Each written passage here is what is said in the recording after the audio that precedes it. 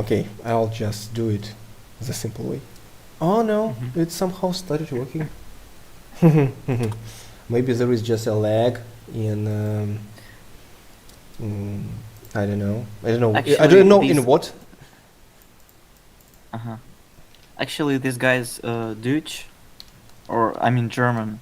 Well, but So as I a won't be able to understand if he saw my message and would he answer. well, just please keep an eye on our chats. So if he'll be here, we'll be glad just to exchange some words.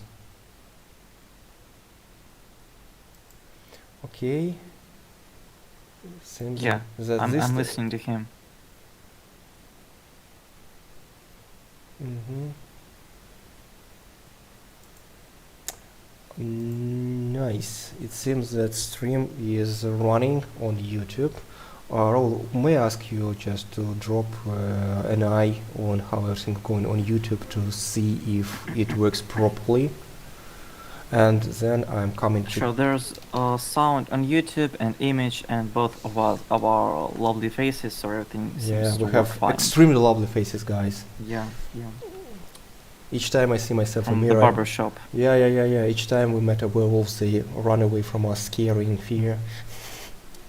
We just don't want to eat us. Yeah. Okay. Then we'll. That's one of the pros, not cons.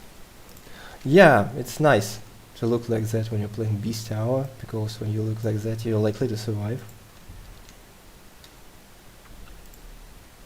That's a developer stereotype, to look like a guy in a sweater and with a beard, something like that.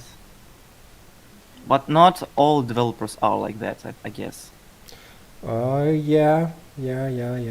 That's really so. So just.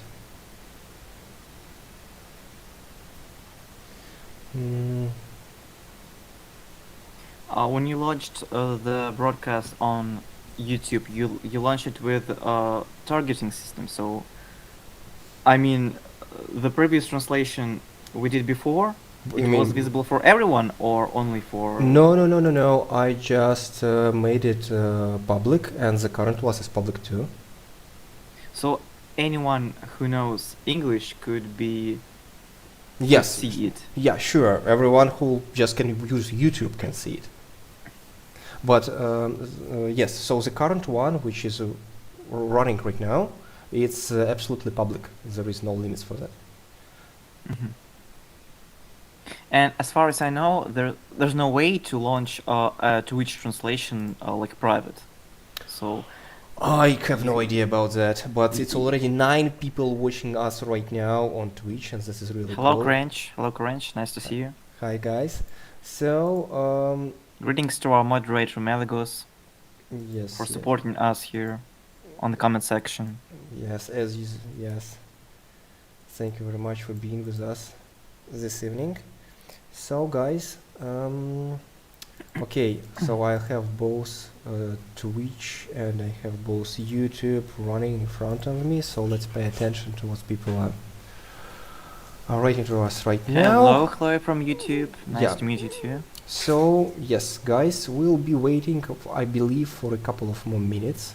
So, just who are already here, nice to meet you all again, and start writing your questions. I'll just briefly, in just a couple of words, describe the topic of our stream tonight. It's gonna be, or any other time of the day which you may have right now.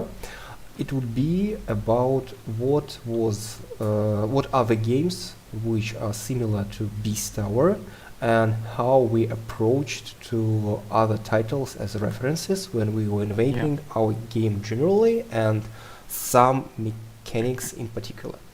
So just if you like, and I suppose if you hear you like PvP asymmetric games, just drop us a message or a line about how do you find this or that games, which games do you like and why. I mean, such titles like DBD, Dead by Daylight, maybe some Any other asymmetric games, Sure, like Last sure. Light, maybe Prop Knight. Sure, Not Prop even Hunt, if Prop Knight. Prop Hunt.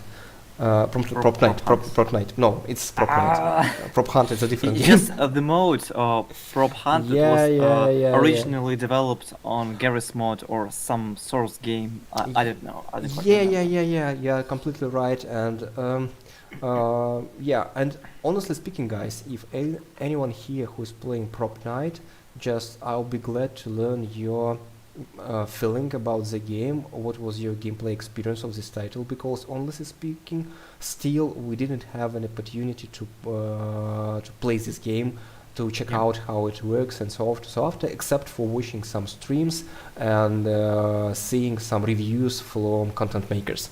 And it Yeah, would be especially if you understand something in game design and you can just cut the game to the pieces and show us how different parts of this game work, so we could maybe compare it with our game, have some work to prevent any other mistakes that other games could have done earlier. Mhm. Okay, so we just waiting. Mhm. Yes. And we have our first questions from Chloe.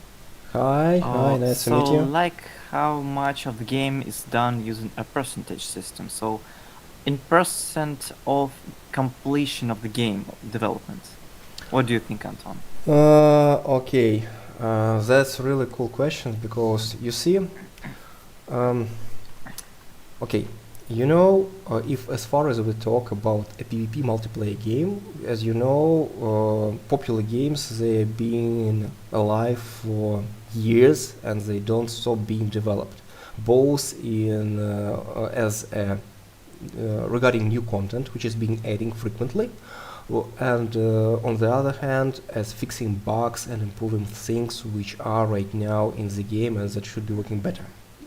So but if we talk about some exact thing on which we are working right now, it's the closed alpha, and I can't give you the exact calculation because it's really hard to do, as some tasks, some things which working with are, you know, easier to do, but there are many, and others that are harder to do, but they are less in our plan. But still, I would say that I believe we are about, I would say, 90% ready, because as I have been remembering our list of things which we should do, they don't include some new features. It includes only bug fixing and polishing, and also the main thing which we are starting just nailing right now, it's the networking, because for the previous months we'll be having some trouble with our servers. For some reason they were not working properly, and we were in just, you know, talk and throwing emails back and forward with the support of the Amazon. That's why fortunately we managed to figure out what wasn't working properly, and as soon as we got it, it was just solved like that. So now we're just returning to actually working with the network, so just to establish the good connection, so people coming to the alpha would have no problem connecting to the game, just pressing one button in lobby screen, just tapping play and they get into the game. It's fine. Other We things. had, Anton, we had another questions, but I accidentally pressed F5 on my keyboard, and it was erased. But the question was about Death Garden or something like that, the game that I'll was just developed by okay. Daylight. You see, it's not a problem because I do developers. have the Twitch window opened, and I can say I used to play Death Garden, and that was one of the reasons I'm interested in your game. Did you ever play Death Garden? Okay, guys. When we're just starting doing our streams, the first thing I told you that we would do follow one rule. We'll be frank with you, and we would rather not say something and lie to you, or being just not really sure about something, than just saying, okay, we won't we are not ready to talk about that, okay?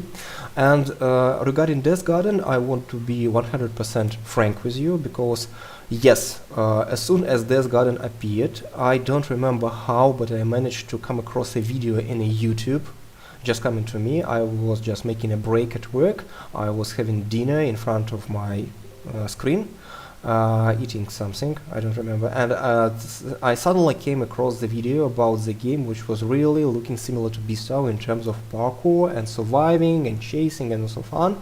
So I even stopped eating my food and I started watching video by video, and by the end of the day I bought the game on Steam and started trying it out because I was really worried that it's exactly the same thing which we are developing, and it would be a really big problem for us. That's why it was, honestly speaking, it was really scary.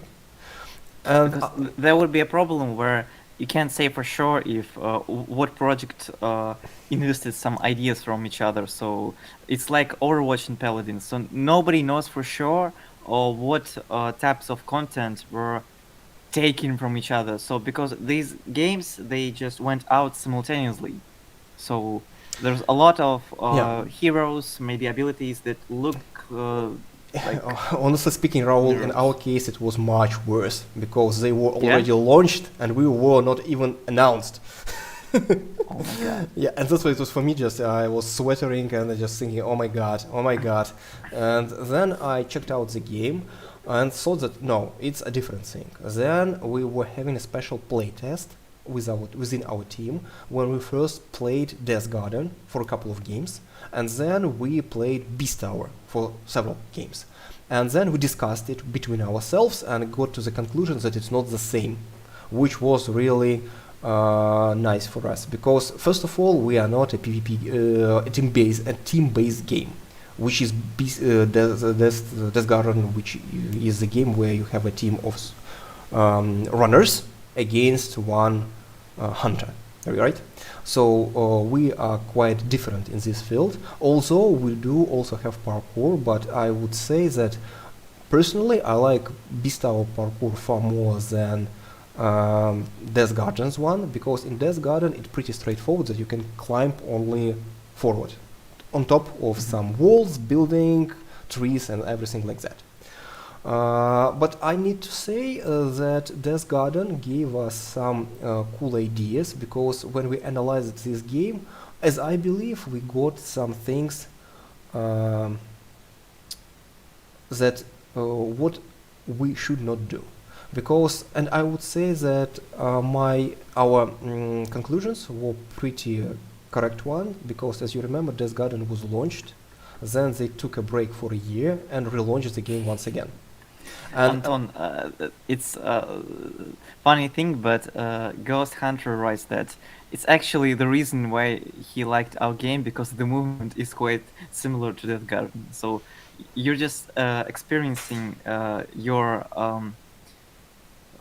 emotions when you tried the system, the movement system in Death Garden, but actually that's the reason why this guy just joined us. okay, so I would say that the main difference between Beast Tower parkour and Death Garden's parkour is that in Death Garden you can climb only up, and in Beast Tower you can run along walls, run up walls, and you can jump between walls and doing all tricks like that. So you can start climbing up a wall and then change your direction and to run along the wall into a different direction. Also in Death Garden you can climb non-stop until you reach the edge and climb up. In our case we don't allow such a thing. You can climb up for a fixed distance and then you need to jump off or use any other parkour move in order to continue moving around and getting on top of the building or wall or any other construction. On first glance it may seem that it's kind of restriction, but actually it's the things that give you a feeling of a real parkour when you're not a Spider-Man but a more human-like creature with some limitations, which one of which are just gravity. That's the idea. So yeah, Death Garden was among the games which we analyzed, and that was one of the reasons why we decided that our game Beast Tower should not be a team-based game when we have a team of monsters and a team of raiders, humans.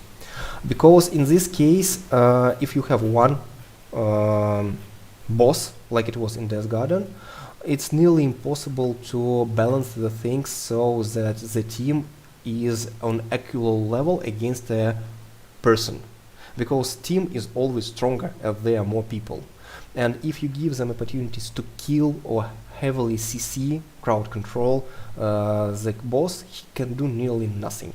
And I remember myself playing Death Garden when I was just standing near the exit point, and around me was standing the runners, and they were, I believe, in TeamSpeak or in Skype, and they just could just manage their actions together, and by cooldowns they were using their shields, heals, and any other abilities, and I could do just nothing because they were so well team played. And if they don't play well as a team, they get killed easily, and that's a problem which nearly can be solved. That's the thing.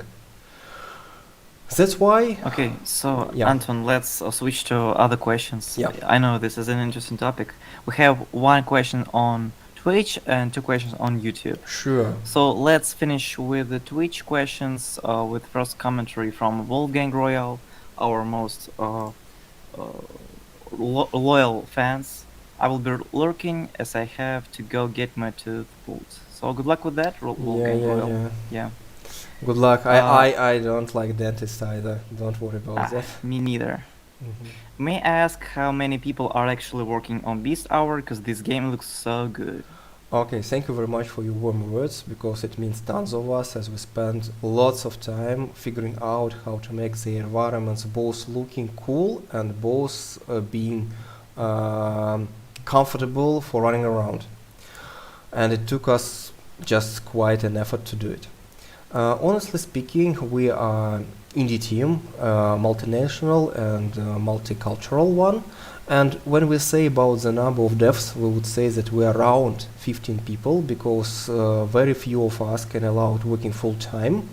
And some people do just some things part time or at their free evenings, and a lot of people are just helping us out with exact things and exact tasks from time to time.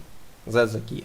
That's why I can't say that there is some exact number of people working, but I could say that there are around 15 people who do their duties on the game on a regular basis. Yeah, that's the thing. Okay, let's move on to another question of the first question from Maron. How will the game lore-wise evolution look like? How will the players get to discover it? Yeah. Lore Yes, we do have lore in the game and story, and we have the, logic why these people or these characters do things against others, and what are their motivation and what are they looking for when they're doing things like that. But as we are a PvP game, so we have the gameplay on the first point. So lore-wise, we are gonna to drop some kind of notes, hints, some of which you can already find in our social media when you are browsing through our post lines. So while you'll be playing the game, as a kind of rewards, as we currently see how it would be working, so it's a kind of our idea about how we're gonna do it, you'll get some notes, some small hints which would help you to understand how things are working out, and comparing all this stuff together, you can understand what's going on. To some extent, it reminds the system which is used in Souls games by From Software, when they don't tell you everything straight away, but you find some NPCs which will talk to and tell you some things, you find some diaries, you see some items descriptions, and so on and so after.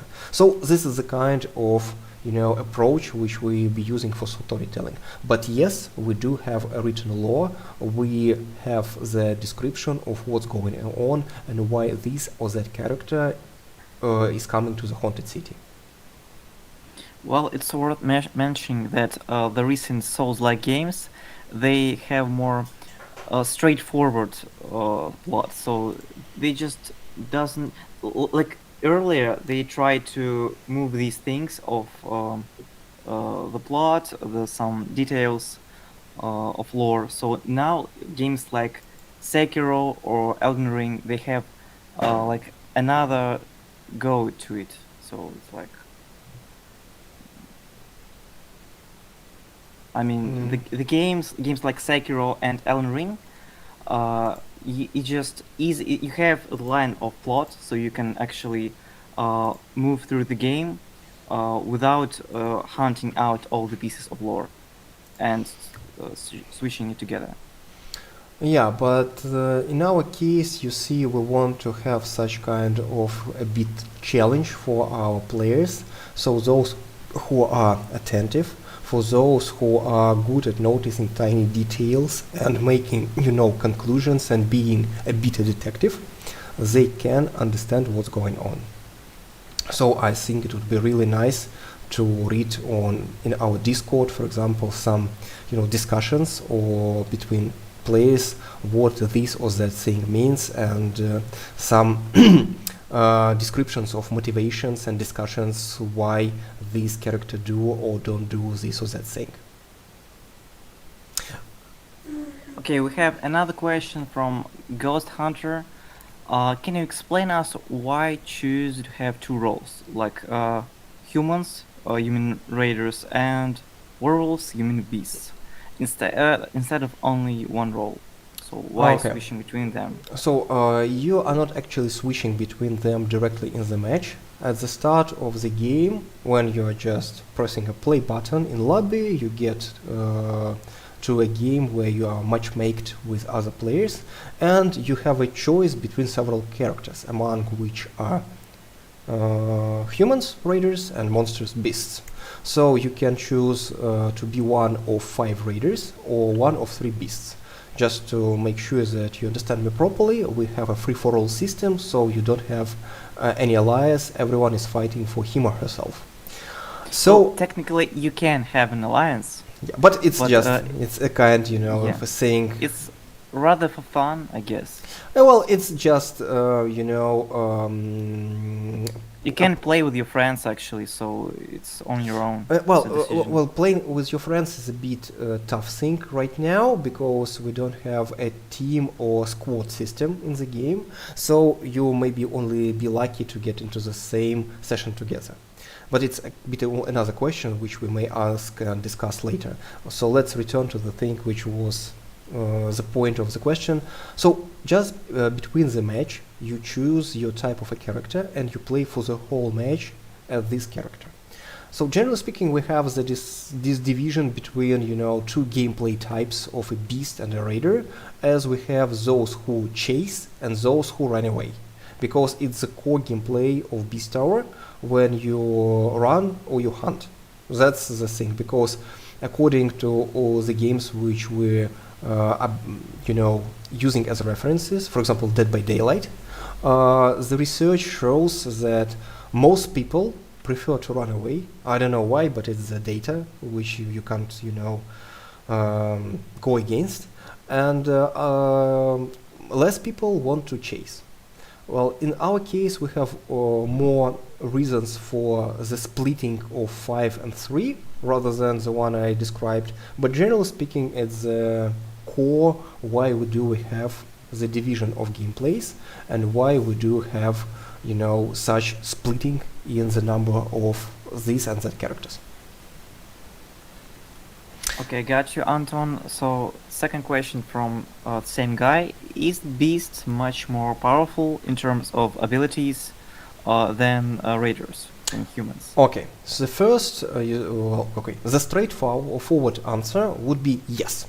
Beast has more HP, Beast deals more damage, Beast is not restricted by any ammo.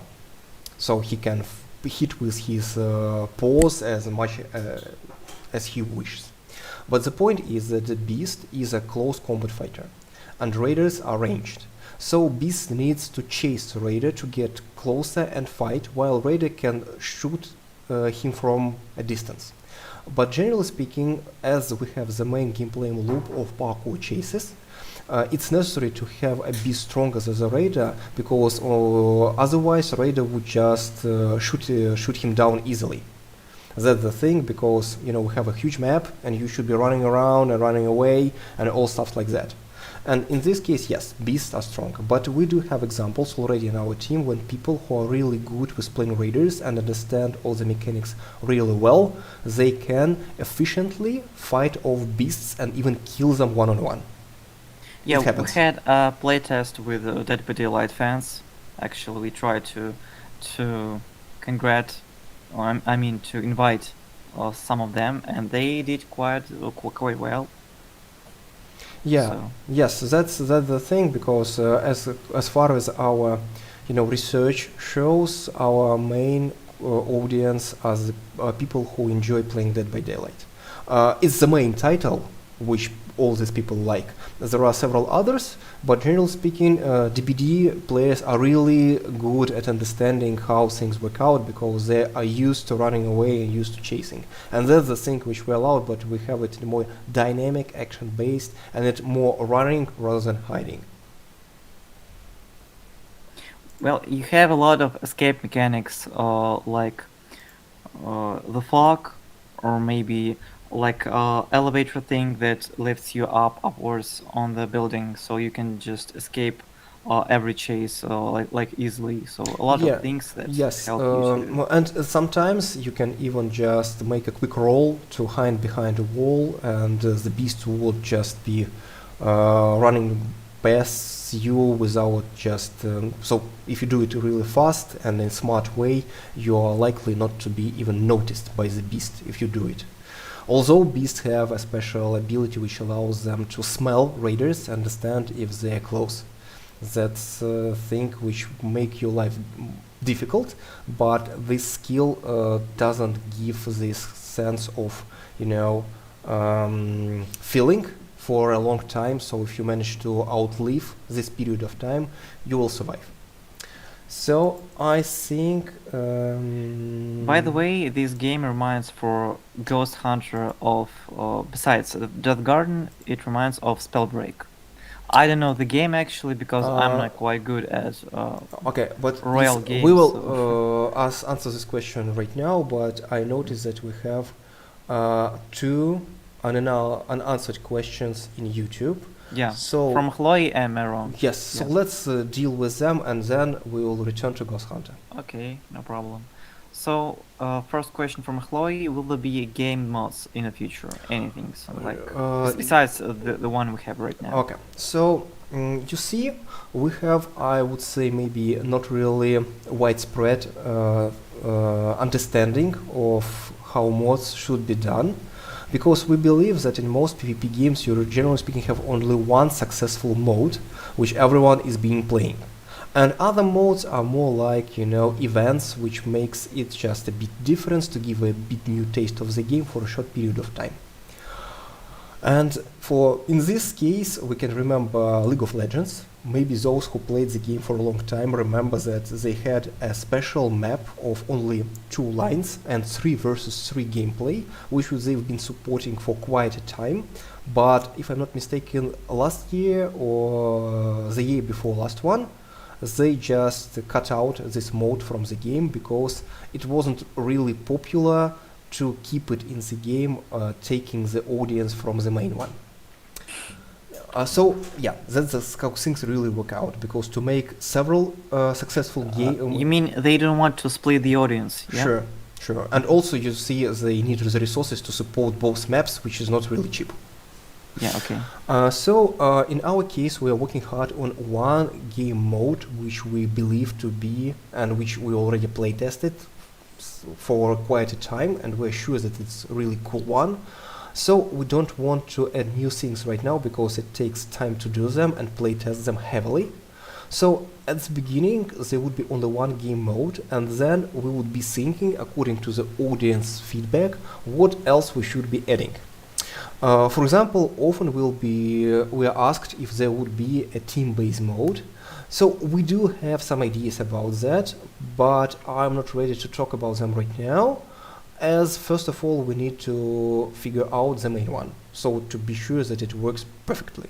Then we'll be thinking what else we should be adding, and in this case we'll be listening heavily to the community and to what things people are demanding. So as I already said, one of the demands already is a demand for a team mode. We're already thinking about it, but it's not really time to talk about it right now. So let's move to the next question. What's the approximate? It's about the usual length of a singular match in Beast Hour. So approximately it's about 15 minutes. Sometimes it takes less if people are playing really good and they, somebody is better than others. But if people, are not really, familiar with the mechanics and with all the tricks and all the,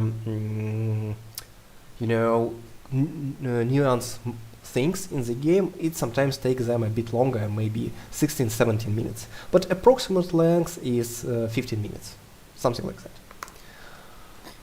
Maybe less if all the beasts on the map are just quite aggressive, so if they hunt down other raiders more often, so they gain more experience, so they can level up faster and launch the second phase of Beast Hour. Yeah, okay, and I think it's a really good start with this mentioning the second phase to answer the Ghost Hunters questions. So, Raul, if you don't mind, I would read them out because they are really cool and they also have a couple of some piece of answer already inside them. And right away, another commentary from Ghost Hunter. I'm gonna read them both. So, could you consider Beast Hour as a battle royale game, but with less people? So we have right now 8 players, like 5 raiders and 3 beasts, right? Yeah. So why that amount of players, and will this game could resemble a battle royale game? Okay, well, talking about Beast Hour, you can find some, similarities with the Battle Royale game. For example, but it's not a Battle Royale game, and I'll describe just right now why it's not so. So you may notice that the game is split in 2 phases. When just at first players are running around, leveling up, killing one another, fighting for the resources and developing their skills, upgrading their levels. And then starts the second stage of the game when we have a special zone mechanics, which is similar to a Battle Royale one, when you have a shrinking circle, but it doesn't only shrink, but it also moves around the map on some unpredictable road. So it forces you to parkour and keep fighting or escaping all the time. Yes? So it's a kind of similarities which you may think. But our main difference from Battle Royale games is that, you see, in Battle Royale game, as soon as you die, you are dead. And in Beast Hour, in the first part of the game, you can't die. If you die, you just respawn for any amount of times you wish. So you shouldn't be shy about trying different tactics like fighting straightforward or running away or mixing them out together, which for me it slows down your progression when you die, so yes. You have some time, like 10 seconds when you respawn, so sure. You won't be able to collect any resources. Yes, so it's not a thing that you should be dying and not caring about that at all. No, it's not working like that. It's a kind resembles of a MOBA game. When you die, you miss the leveling up, which is crucial. In our case, it's also crucial. So, and only in the very last stage of the game, when you get this shrinking zone appears, if you die, and you leave the game. But in case of a raider, you have an option not to fight at all, but to fulfill a special quest and escape, this way winning the game. Or you can stay and try to survive and become the very last survivor. So in this case, I would say that the things which for me personally perfectly solve all problems which I face in Battle Royale games, because I'm not really good at aiming and shooting. That's why I either just die on the first minutes, because I just try to rush into the battle and try to outshoot somebody, and I can't do it, and just for the whole evening I'm just waiting in front of the computer for the next game to start. And Yeah. on the other This is the hand, point of battle royale yeah, games. on the yeah. On the other side, if you just hide for the whole time in a battle royale game, by the very end, when the zone just forces you to enter the fight, the person or the team which is against you at that point is already far better than you are, because they were fighting through the whole game, or at least killed somebody before you. That they already better, and then you just been hiding, doing well at surviving, but you also lose, but you just spend more time losing. In our case, first of all, you respawn as much as you wish. You shouldn't be worrying about dying. I mean, of course, there is a penalty, which Raul just mentioned. And you won't lose your progress. So if Yes. you have some skills leveled up, you won't lose any of that. It Yes. will be with you all the time. And by the very end of the game, you shouldn't be good at shooting and fighting. You could be good at parkouring, running away, and hiding, and it will help you to win the game. So yes, that's the main differences from the Battle Royale game. I mean, Beast Tower, generally speaking, reminds different games, like Dead by Daylight, like MOBA game, like you've mentioned Battle Royale game. So that's why I can't say that can be named a Battle Royale game or a new DBD game. I just can say that according to our research, DBD players are our most fans and people who are waiting the game more than others. That's the idea. As we call Beast Tower, it's PvP, asymmetric PvP horror about parkour and monsters. That's, I believe, the best description of the project. Okay, so Ghost Hunter has brilliant idea about implementing team modes in the game. So, for example, League of Legends, they have solo queue and duo mode that you can play. So, as I've Anton, said, maybe you know better because you played League of Legends. Yes, I played League of Legends for quite a time. I can't boast off with some real achievements or some ranked and some ladders, but I can say that I just know the game pretty well, although I haven't played League of Legends for a long time already. I believe for over a year. I just even didn't open it, so something might have changed. So sorry for that if I missed something. So we are thinking about adding a ranked game at some point after we just launched the usual mode, and we have guessed the data which would allow us to build the ranking well. Also, we should maybe thinking adding some, as I've said, team play based mode, maybe some squad mode. But as I've said, first of all, we need to do everything well with the current game. As soon as we feel that we are happy with what we are having as a main gameplay loop, and as soon as we are sure that people like it, and as soon as we understand that people want something like the things that Ghost Hunter just mentioned in the chat, of course we'll start considering it heavily and working on implementing it into the game. So you guys, we do try our best to work with small steps, so we want to provide you with the best quality possible. So that's the thing. Your feedback matters, especially when playing alpha test. So I guess we'll have some like forum or polling feature to ask our players about their thoughts, what they think we have to develop further in our game. So Okay, so Ghost Hunter is still asking questions, and this is cool. yeah. Do you consider the game as beginner friendly? So is it good for beginners, or do you have to gain experience in other video games to play better? Okay, Tower? that's a good question, because in Beast Tower there are several mechanics, and you should be good with all of them, right? For example, you can be good at shooting, and you can be not really good in parkour. Of course, if you're good in both, you're more likely to win games, okay? But generally speaking, running away is far more easier than fighting, because it doesn't it doesn't require aiming. And we have the parkour system to be really simple one. Control-wise, you just use WASD and space. That's it. with one hand. It's really, really easy, guys, believe me.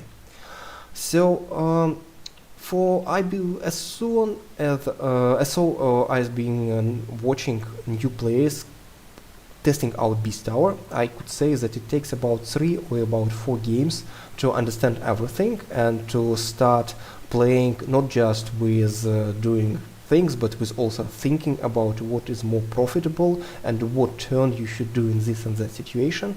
That's why I would say that I believe it to be more user-friendly than other games when you die if you just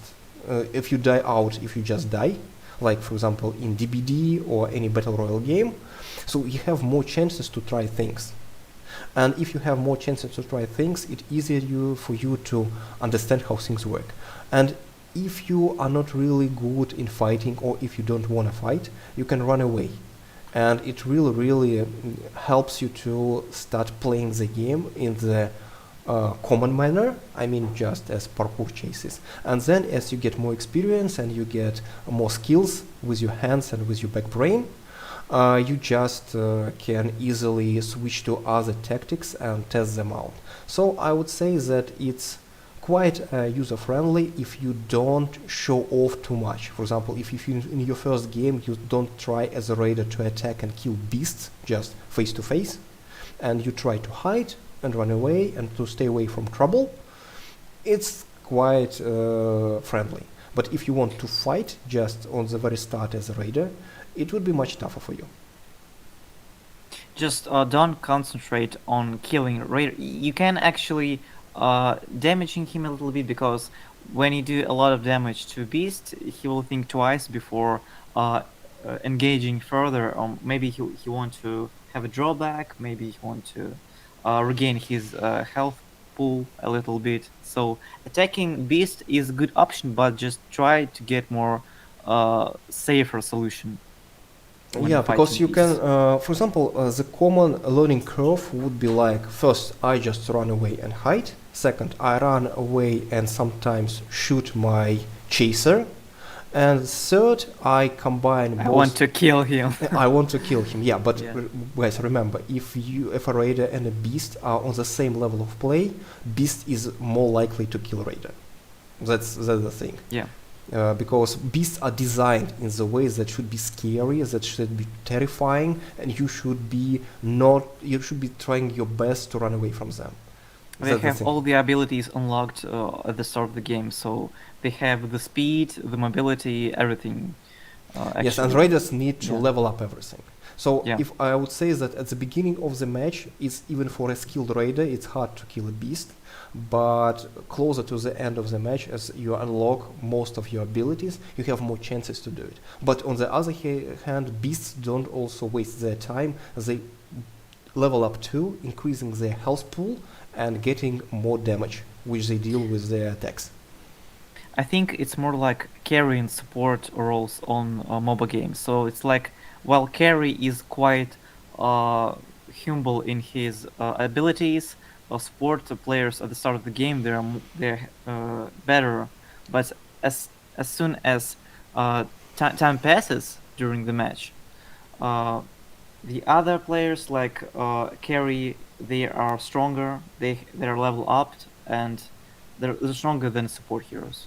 So it's like that. But anyway, it heavily depends on your, of how you like to play games, and what strategy and tactics and what type of gameplay do you prefer. Because in Beast Tower, things which we are really happy with is that you have a choice. You always have a Yeah. choice how to behave in this and that situation. And it has a great impact on the result of the match whenever you win or you lose.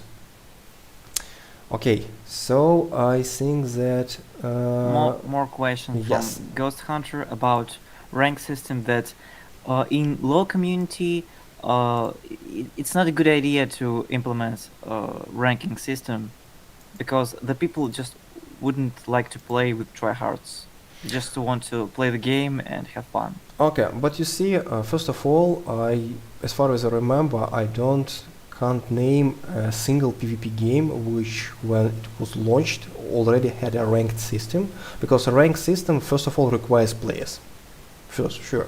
And before you can implement such type of game, you should have quite a good online. It's necessary. So you should spend some time just letting people use the usual mode, the simple one, which don't influence your place in the ladder. And as soon as you have more people, and as soon as you gather data about what actions people can do more often, you can decide what would you give ranking points for. It's a really important thing, and without good data you can't do it, because otherwise you will be ranking people not fairly, and this is bad. So anyway, we'll be implementing the rank system, not at the release of the game. We'll do it later. That's the thing. In this case, people can decide whenever they want to play a usual game where people play just calmly, comfortably, and relaxed, or they want to play a ranked game where they are fighting for some place in their ladder system, or they want to get some special rewards for progressing in the game and winning game after the game. That's the thing. As example, I could once again remember League of Legends, and for example, for us, for our team playing League of Legends, the evening usually be like that we usually don't play ranked at all, or we just play one rank just at the beginning, or maybe after the first or second game, when we are warmed up and when we have the most concentration to play and try to win it in order to get some bonuses. And for the rest of the evening we will be playing just usual games because we just want to relax and have fun. The only thing in League of Legends which I like about the ranked games that they have the draft system, and the draft system is really cool because it's also a piece of gameplay which is nice. But draft system not really good for the relaxed evening because it just make you play the character you maybe don't want to play. That's the thing. Interesting. So more questions from Ghost Hunter about tutorials in the game. So we have a couple of videos we showed earlier to our early players when we invited them to play. They were DVD fans actually. So Anton, can you tell us more about tutorial system in the game? Will it be on the start of alpha test or beta or release? So Ghost Hunter just dropped another line saying that he need to go, but he will watch the stream in order to hear the answers on the questions which he already wrote to us, but we still didn't manage to answer. That will do. Just rewatch the stream and you'll see and hear everything. So about the tutorials are a crucial part of any game, because you can't be sure on what level of players would be coming to check out your product, and you can't be sure that it will be people who are really good gamers with a huge amount of experience playing different games, or it's just people who started playing your game as the very first one. Believe me, that happens. That's why when you start some tutorials, you may find some silly tasks like moving your mouse or using words to move around or space to jump, which are pretty similar mechanics which are almost in any game of an action kind. But things are the things that sometimes people start playing your game as the very first one, and they don't know these things, and it's okay, because such people can become a very loyal part of your community and can achieve great success in the game. So you should never neglect it. That's why tutorials are a crucial part of any game. That's why usually tutorials are made by the very end of the product readiness, as they need to provide the player with the most precise info about the game, with the most precise UI, with the most precise mechanics and their mechanics descriptions in terms of text or in terms of tasks the player should fulfill when it's going through the tutorial. That's why you should do them only when you have all the main things done and being sure that you won't change them. So I could say that we are pretty done with how main things should work out, yes, and how they are working out right now. That's why, but you know, to make a good tutorial, it takes quite a time. And we're not at the point right now when we're ready to make one. So now we just made a simple thing that we have a series of short videos which people can see just by following the link in our lobby. It would take them around 5 minutes to get the main aspects of the game, and for the next things it would just take them 3 or 4 games to get everything, just main things, and then it would start some small gameplay features and elements which are not seen on the first glance, but it comes just with the experience, and they just define the pro player from just a starting one. That's the thing. So yes, the tutorial would be as a gameplay part of the game, but it would be done in the future. I just say that first of all we will be using at closed alpha, and maybe sometime after we'll be using not a tutorial but just a series of tutorial videos, because it's easier for us to do them and it's easier for us to fix them if we have some changes. That's the thing. Yeah, I'm totally agree with you.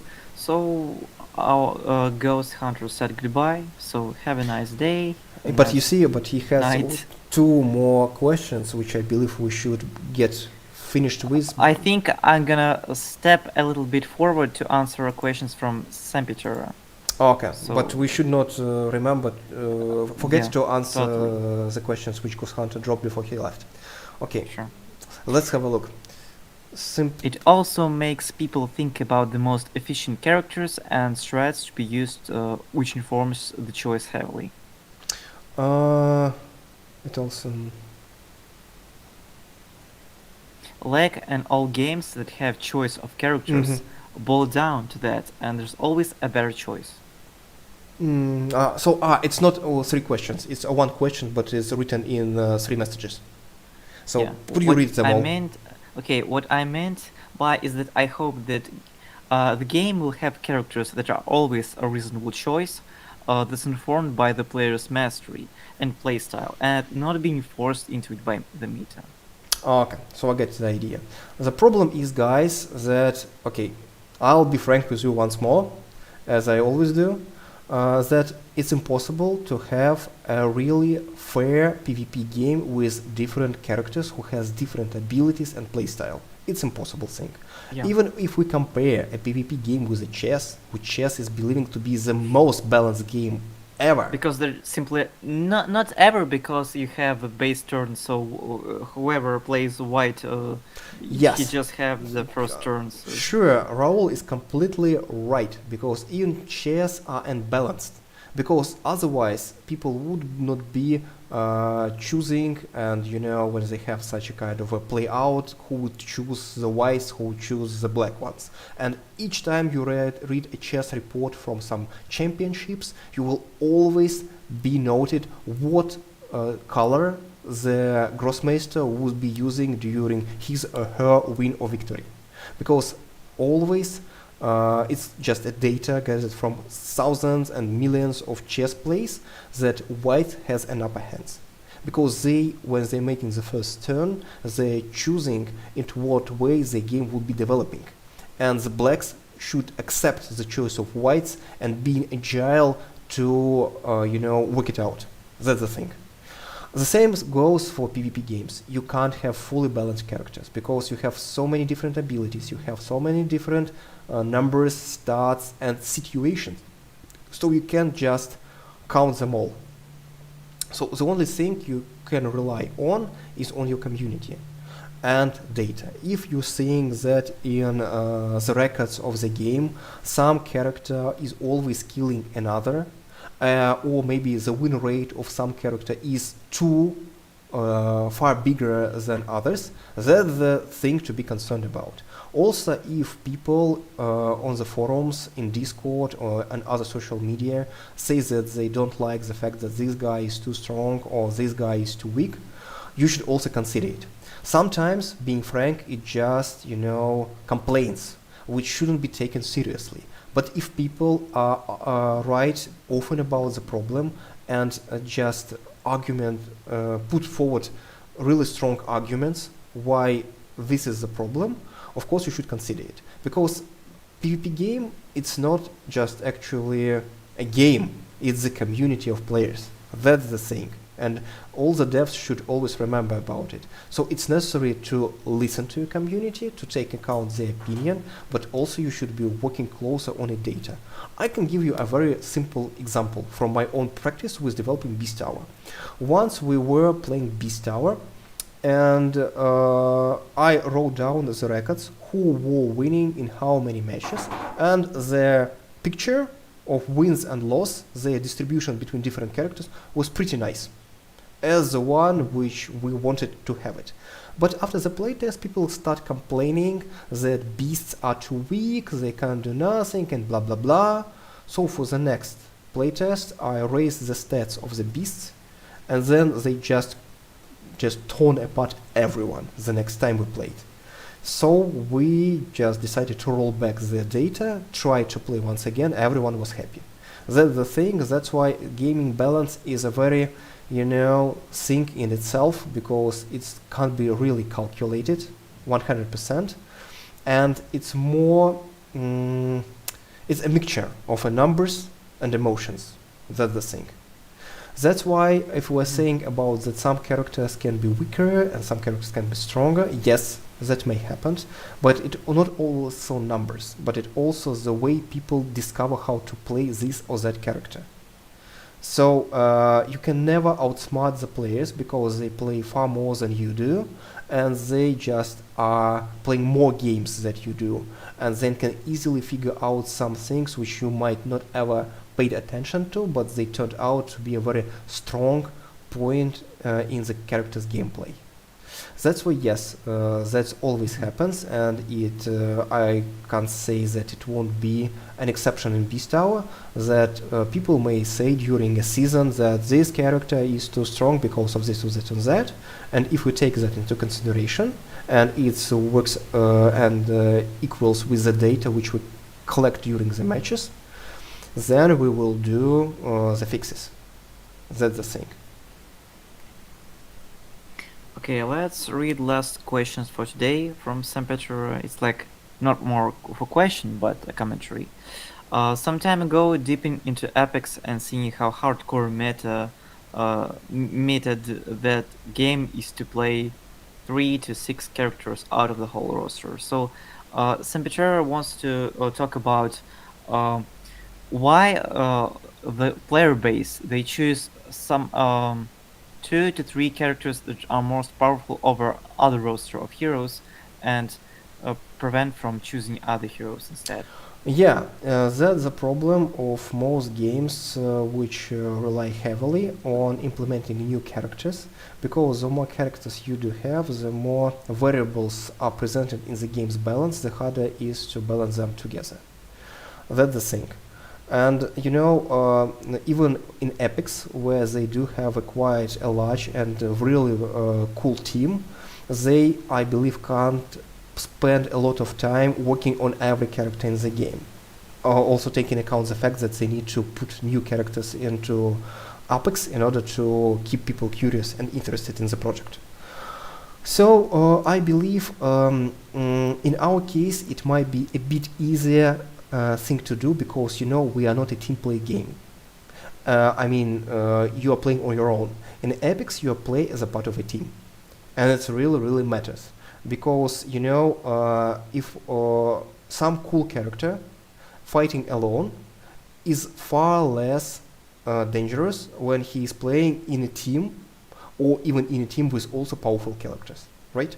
In our case, we usually have fights one-on-one, and you have the option to run away, both as Beast if you feel that you get too low and can be killed, or as a Raider if you are not sure that you should be fighting this way.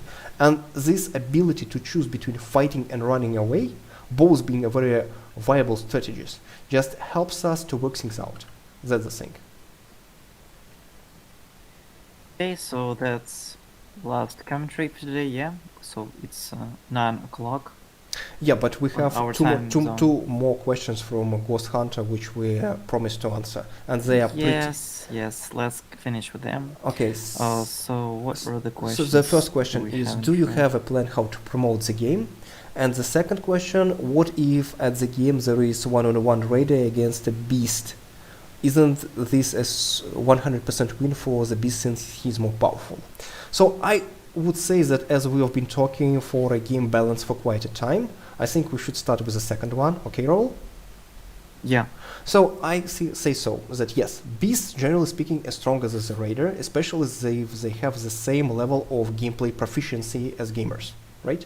But still, I have seen tons of situations when raiders just outsmart and outplay beasts by using parkour, being more nimble and agile at short distances, and also using to the full power their upper hand in range and their more developed abilities with more options to behave. So yes, you can win one-on-one, really can win, and I believe there would be tons of videos on YouTube like my top wins over beasts one-on-one. That's the thing. So yes, that's possible, but it's hard.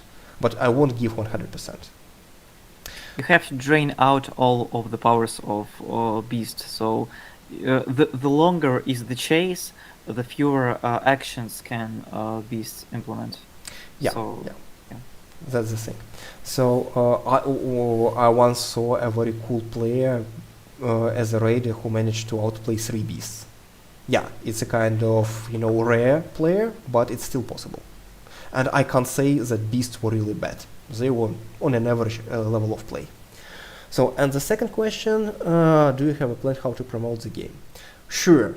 Of course, there is no way a PvP game can be successful without good PR and marketing. That's why we are running all our social media, which you can check out just on our website. There are links to all of them. So we even are running a TikTok and Reddit.